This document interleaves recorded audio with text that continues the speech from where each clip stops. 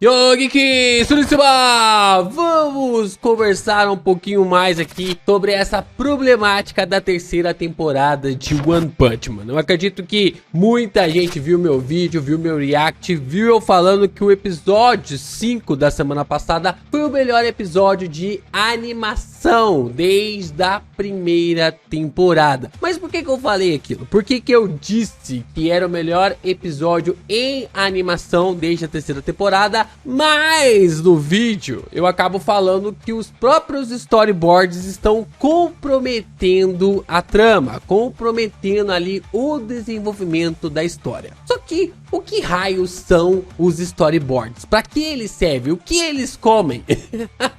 Vamos tentar falar aqui de uma forma didática, tentar realmente explicar, e provavelmente eu vou falar algumas besteiras aqui, mas vai dar para vocês limparem um pouco a cabeça para entender um pouco por que eu estou falando sobre a animação estar ok, mas estar esquisito, passar uma sensação de ainda estar esquisito. Nós vamos comentar mais sobre essas concepções depois da vinheta.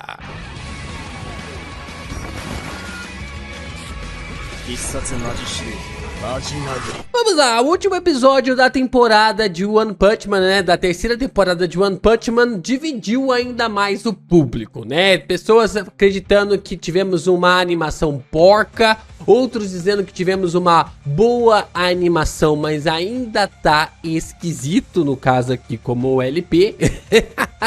E em suma a gente consegue entender que no máximo ali sabemos que tá algo estranho, né? Como eu disse pra vocês no final do react, por mais que eu tenha gostado de muitas coisas que eu vi, principalmente na trilha sonora e também nos efeitos ali, né, os efeitos sonoros que se tem, eu gostei de muita coisa e algumas animações também, né, algumas interações ou até mesmo bases corajosas para tentar realmente segmentar este episódio 5 de One Punch Man, a batalha ali tanto do Garou contra o Rover e também do Garou contra o Orochi. Tivemos cenas até mesmo interessantes, só que, como eu já disse, cenas que normalmente terminam ou que no meio de sua concepção ficam estranhas, né? Acabam ficando ali de uma aparência e de uma forma realmente estranha. E assim, a gente vai tentar realmente meio que tipo entender o que tá acontecendo com a animação de One Punch Man, o que tá acontecendo com a terceira temporada de One Punch Man, que pra mim tem uma animação melhor do que da segunda temporada, mas ainda assim tá algo pior que a segunda temporada no contexto em geral. Por mais que nós tenhamos um efeito sonoro legal, uma trilha sonora legal, uma animação melhor, mais ousada do que da segunda temporada, a segunda temporada, por até uma composição melhor, né? A composição da terceira temporada tá melhor do que da segunda. Só que ainda assim tem algo estranho, ainda assim existe algo meio que tipo que você olha, tipo, sabe quando o seu olho não consegue, você não consegue emergir, você não consegue ficar submerso ali na obra. A gente vai tentar explicar isso através de um paralelo com o corpo humano, como a nossa base é conectada envolvendo a nossa carne, ao nosso sangue e também aos nossos ossos. Meus amigos, a vida de Garou e Saitama não está nada fácil nessa terceira temporada de One Punch Man, mas em compensação a gente tem a webcomic e o mangá que estão formidáveis, né? Cada capítulo está cada vez mais incrível e a gente continua falando desse mangá, dessa história maravilhosa, mas precisamos que você deixe seu like, se inscreva aqui no canal e também compartilhe os nossos conteúdos por aí. É muito importante você continuar reagindo, comentando, divulgando ainda mais os nossos vídeos para que o YouTube continue a compartilhar os nossos conteúdos por aí. Também é importante você se tornar membro do canal, mandar o seu valeu e mandar o seu hypar, pra gente continuar aqui fortalecendo ainda mais os vídeos de One Punch Man, falando aqui com os pés no chão, né, sem haterismo ali, as estribeiras, mas ao mesmo tempo tentando enxergar o melhor que a gente consegue aqui, tirar esse leite de pedra pra gente conseguir falar de uma forma realmente assim humorística dessa saga que a gente tanto ama.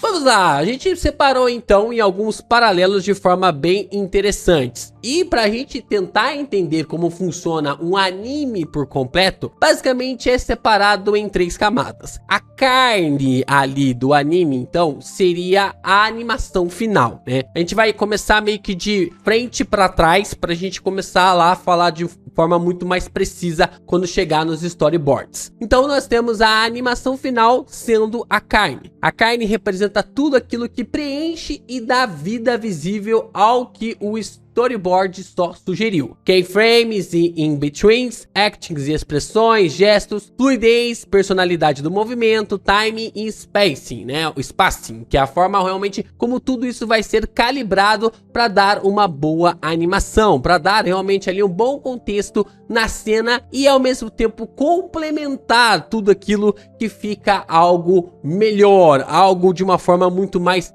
digamos assim, mais precisa para alcançar uma visualização melhor. É aqui que o corpo da animação ganha volume, presença e naturalidade. Sem a carne, o esqueleto existe, mas não se move, não respira, não vive, né? Você pode até gostar de acompanhar os storyboards, as coisas meio que animadas, agora os papéis, né? Os frames indo ali, saindo e fluindo e tudo mais, mas não é ali uma animação final, é um concept, né? É um conceito ali que é gerado e não tem ali uma concepção final pra gente ver como que está sendo baseado, como está sendo realmente preenchido. Então a carne ali é o que vai embelezar o que nós enxergamos através ali da animação, o que vai realmente dar aquele boost que a gente já acompanha através dos storyboards, mas ao mesmo tempo a gente consegue ver de uma forma muito interessante ali sendo restaurado e conectado para a animação. Outro ponto que nós temos aqui é o sangue, o ritmo, a cor, a emoção. O sangue é a energia que circula pela obra inteira. É o ritmo ali de edição, trilha sonora e efeitos, cores, luz e atmosfera, intensidade emocional da cena. É por isso que quando tem um episódio aqui de One Punch Man, eu não estou acompanhando apenas a animação, né? A animação final. Eu estou visualizando o todo. Eu estou acompanhando o todo. Por isso que eu fico empolgado com uma trilha sonora legal, com uma hoste bacana, principalmente quando vocês estão acompanhando outros animes aqui também no canal, quando é uma hoste cantada, né? Porque isso já é algo mais trabalhado, né? Porque uma trilha sonora sempre vai ter numa animação. Agora, uma trilha sonora cantada, aí é algo realmente que foi pensado para essa cena, foi pensado para este momento, o que reforça realmente ali esse tipo de ideia através ali do engenheiro de sonorização, né? O engenheiro que vai mexer ali, tanto o compositor quanto também o engenheiro de som que vai encaixar ali esses momentos em seus devidos lugares. Por isso que eu sempre tô falando que, olha galera, não é bem assim, não é desse jeito, ou é desse jeito sim, é horrível mesmo. Porque a animação, ela não é só a animação, ela tem muito mais camadas por detrás, né? Normalmente está focado só em sakugas, em brilho na nossa cara e tudo mais, só que não é isso. A animação não é só isso, é o composto total, né? É a obra toda ali, né, que é colocado. É o sangue que conecta tudo em um fluxo contínuo, fazendo parte ali da vida com o seu pulsar, né? Fazendo cada parte pulsar com vida. Sem ele, até uma boa animação pareceria fria e sem alma. Não sei se vocês já viram alguns exercícios de alguns filmes em que tá rolando ali uma cena de suspense, né? Tá rolando uma cena de suspense e tá tocando a música de suspense. E aí, sei lá, o assassino tá perto ali da vítima tal, e tá rolando uma cena assim de tensão. E aí os caras trocam a música de suspense pra uma música de romance. E vira ali uma galhofa de um romance, quase como se fosse deturpado, né? Como se fosse realmente perturbado, né? Um romance que acaba se tornando algo muito perturbado. E eu acho essas partes assim pra mostrar como uma boa trilha sonora pode mexer completamente com o ambiente, vai te envolver, vai te levar, vai te orientar. E é por isso, né, que o sangue, ele é a vida, né? Sem o sangue fluir no nosso corpo, de nada realmente a gente vai conseguir ter, se movimentar, fazer nada. A gente pode ter carne, pode ter ali ossos, mas se o sangue não circular no nosso corpo, de nada vai servir. E a mesma coisa, né? O sangue, ele é o ritmo, ele é a cor e ele é a emoção. Então nós temos os ossos, que é o que? O storyboard. O storyboard cumpre o papel de estrutura fundamental. Ele define a forma básica da narrativa, mostra a postura das cenas, a posição dos personagens e os movimentos essenciais. Guia onde cada plano começa e termina, qual é o enquadramento, a expressão, o ritmo e a transição. Sim, vocês já compreenderam onde está o grande erro de One Punch Man, a terceira temporada de One Punch Man. Sabe aquela estranheza? Você que tá acompanhando a animação e você tá positivo igual o LP, que tipo, tô acompanhando porque eu gosto da história de One Punch Man, ou porque eu vou falar mais no final, né? Eu vou debulhar a animação só lá no final. Você que tá acompanhando, você sabe, você sente que tem alguma coisa estranha acontecendo nas cenas. Por mais que a animação seja algo legal, por exemplo, os disparos da boca do Rover ficou bem bacana. Eu achei do zaralho ali durante a luta contra o Garou, né? Principalmente naquela explosão absurda que o Rover aplicou contra ele. Mas durante todo o combate dos dois personagens, eu sentia que tinha algo estranho. Eu sentia que estava faltando alguma coisa. E esse algo que estava faltando é exatamente isso. O storyboard guia onde cada plano começa e termina. Quem vai conduzir a animação, quem vai conduzir onde a animação começa, onde a animação termina, é quem está produzindo o storyboard. O animador, ele vai animar em cima do storyboard. Então, quando... É claro que tem alguns animadores que acabam realmente pisando na bola e tudo mais, mas o animador raramente ele é o culpado de uma cena, de uma animação catastrófica. Normalmente isso está para o diretor e também para o responsável do storyboard. Isso é claro, a gente está falando de uma animação com tempo longo, né? Por mais que o One Punch Man tenha 6 anos da segunda temporada para a terceira e ao mesmo tempo 3 anos desde o anúncio da terceira temporada, caramba, a gente não sabe desde quando essa animação começou a ser produzida. Muitos estão falando de 7, 8 meses, 6 meses, mas não tem nada oficial ainda que confirme, né, de quando que essa animação começou a ser produzida. E Shinpei Nagai não tem feito o seu trabalho. Shinpei Nagai não tem feito muito bem o seu trabalho. As minhas apostas no começo aqui era que o Shinpei Nagai fosse realmente colocar o sangue para produzir esses storyboards, mas eles estão mortos, né? Não dá para chamar nem de storyboards, porque automaticamente ele só tá expressando o mangá. Ele tá passando ali do mangá diretamente para animação.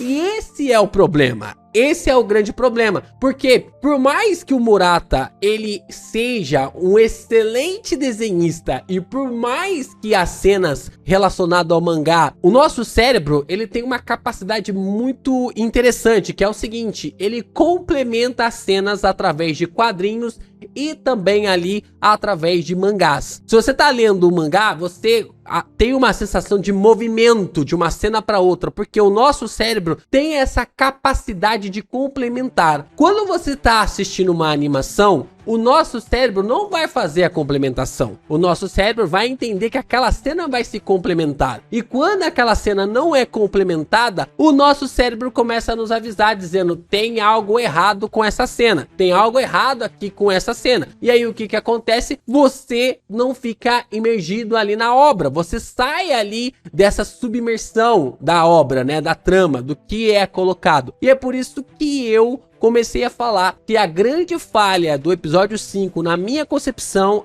é do storyboard. Assim como o esqueleto sustenta o corpo, o storyboard sustenta toda a construção visual da animação. É a partir dele que surgem os primeiros movimentos no animatic, como se os músculos começassem a envolver a estrutura. Por exemplo, se você pega aqui um corpo sem ossos e você joga ele no chão, ele vai tombar, ele vai cair.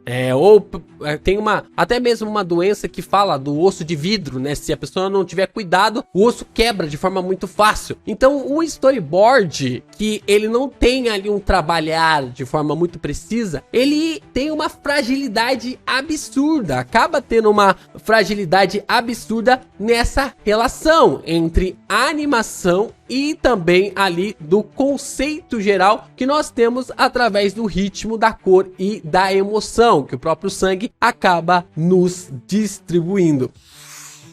Para mim, essa metáfora ela é clara, intuitiva e didática. O storyboard é o osso, a animação final é a carne e o ritmo audiovisual é o sangue. Juntos ali, eles transformam uma ideia em um organismo completo, uma animação que tem forma, movimento e vida. Eu acho que deu para ter uma noção, basicamente, de quando eu falo que uma animação está boa, não quer dizer que eu estou concordando que os storyboards estão bons. E não é à toa que no final ali do meu react eu disse, a animação está legal, né? Não tô dizendo que tá nível primeira temporada ou nível Kimetsu no Yaiba, estou dizendo que a animação está legal. Só que claramente tem algo estranho, tem algo errado e que, sinceramente, é aquilo, né? Quando você passa a obra, faz um Ctrl+C do mangá diretamente para ali a animação, vai acontecer algo tipo assim de dispersar a sua cabeça, de dispersar a sua mente, porque não vai ter os complementos finais. Então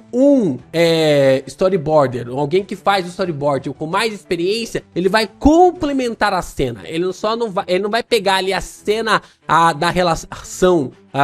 Tem uma cena muito interessante que é até mesmo de Frieren, né? Que é o momento em que o Stark, ele tá lutando contra o dragão. No mangá é uma cena específica e na animação é completamente outra, né? Isso é a ideia do storyboard. O storyboard faz a relação para que a animação fique algo melhor. E é isso que está faltando, na minha opinião, para a terceira temporada de One Punch Man. O storyboard está matando a terceira temporada de One Punch Man.